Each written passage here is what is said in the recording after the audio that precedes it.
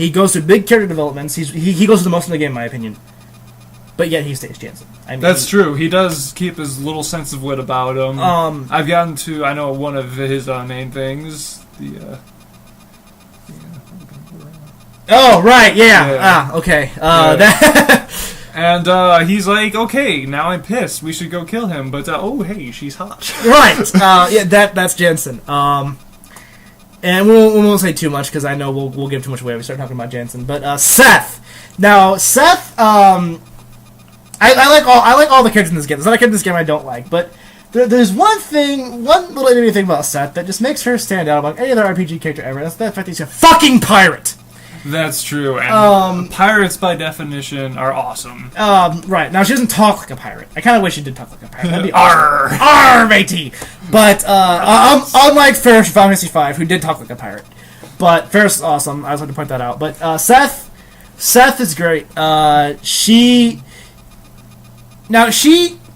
different from most of the, and all the girls in this game, except for Ming, but, she's different from most RPG girls.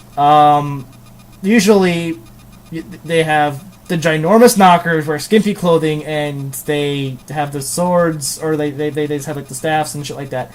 Seth is attractive because she's not attractive, and what I mean by this is she has a very cute RPG girl face, but she's clothed. Like she looks like a normal woman. Because I will say this, I'm going to throw this out there right now. Women gamers have rights too, damn it, and most of them could kick your ass at Mario Kart. Or Tetris. We love you, Brental Floss. We do love you, Brental Floss. I was going to make a reference to you earlier, but I decided not to. But yeah, it's nice to see that video game developers are like, hey, maybe we should tone down the obnoxiously huge knockers. No, don't get me wrong, I love Tifa's knockers. But no, but they did tone it down. They made it more of, this is more about the story in the game than it is about staring at this chick's knockers during a battle. Now, granted, the next character, she's not next on the list, but since the next person on the list is that actual main bad guy, I'll go to him last. Ming is the typical Final Fantasy female, or RPG female.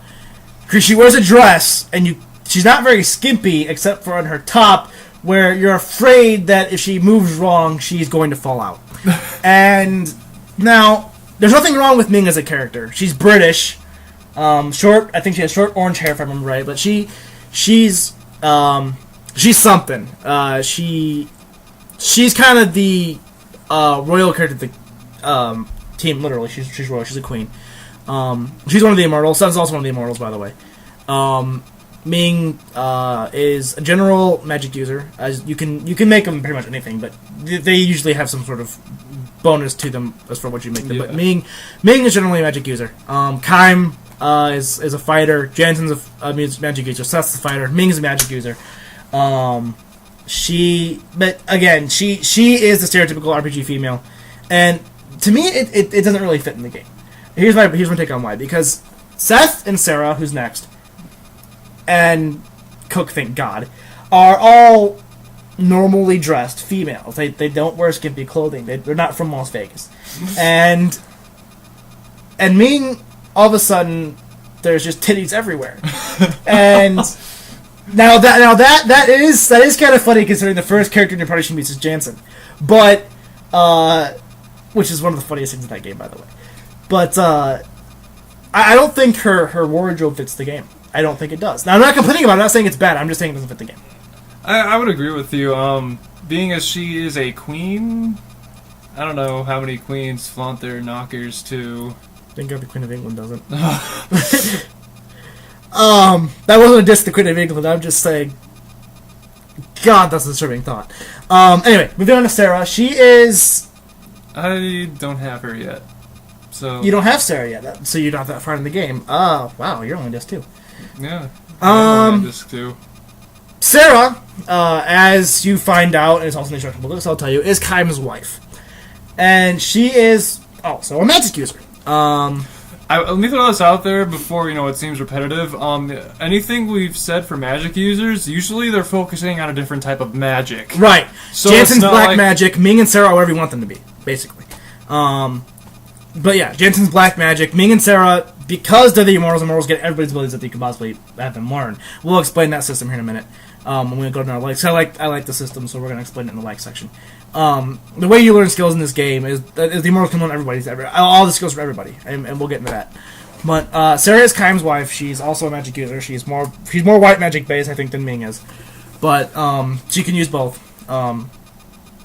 My Sarah uses both, for those of you that care. But I'll talk a little bit about Sed, since he's farther in the game than Lunchbox has gotten. Sed is Seth's son. And I may just give away a little bit of spoiler. Don't care. Because, let's face it, it's not that big of a spoiler. You can tell by the name he's related to Seth. But Sed it's actually pretty funny, because Seth's immortal, so she has not aged a day in 1,000 years. But Sed was born 50 some odd years ago in the game time, so he's like this 50-year-old man, and he still calls Seth mommy, and it's awesome because he's a pirate too, and he's calling his mom mommy, and it's great. And Seth's a great character. He's gonna be my final party. Seth's awesome. Anyway, Mac and Cook. You gotta tell these two together because they're brother and sister, and if you have one in your party, typically you have the other one. Very true.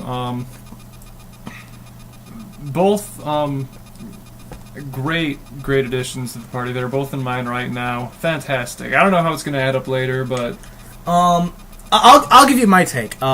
This is kind of a little bit of a Dancer real quick strategy guide. Mac is good for a while. Once you get Ming and Sarah, Mac kind of loses his usefulness. And don't get me wrong, he's good throughout the whole entire game because he's the medium range character. He's what I call the battle mage of the group because he can punch you in the face, but then he can cast shadow magic on you. And shadow magic is actually typically not in a lot of RPGs. In fact, it's the first game I ever played that had a third type of magic. As far as usually there's black. Usually in games there's black, white, and there's summon. Most games have a summon type of thing. This game there's black, white, and shadow, and composite, but that ties in with the other three. Yeah. But Mac, he is the most badass little kid.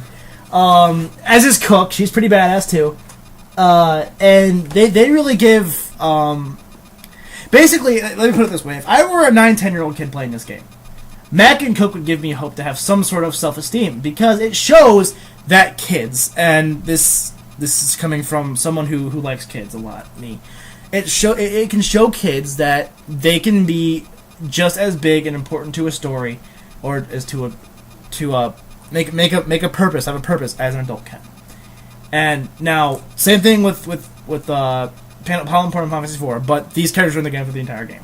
And Mac and Cook are great kid characters. They are. They are really. They wrote their parts well, and the voice acting, as for everyone in this game, is fantastic. Right. I would say. But I did miss a character in this list. I know a lot of friends that have him, so he wouldn't have caught it anyway. Tolton. Tolton is the prince of... Yes. I can't remember the name of the place. Forgive me, it's been a while since I played the game. Actually, give me like 2 seconds, and I'll look it up.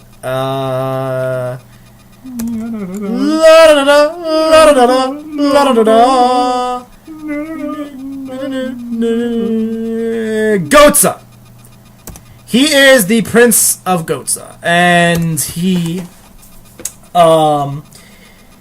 ends up becoming king. Long story short, and he is my least liked character of the game. I don't dislike him, but I don't like him. He's kind of the whiny one. I don't like the whiny ones. That's partially what it is. And he's not good. He's kind of useless. His abilities are great, but his attack's so low that it really he's useless. If you teach his abilities to Kaim and Seth, he's useless. And even I'm pretty confident Mac's even better than he is. He has low HP and low attack power, and he's a fighter. So I don't know why they dissed him like that, but they did. But moving on, Lex left this game. We're not going to go back into him, but we both like Kaim. He's important. It's the skill system. Now, this is what I was talking about. How we both like the skill system, how you learn abilities. Yes. Basically, out of the 5 immortals. Well, you get 4 from your party. You can get 4 in your party, and basically, they can learn any ability in the game.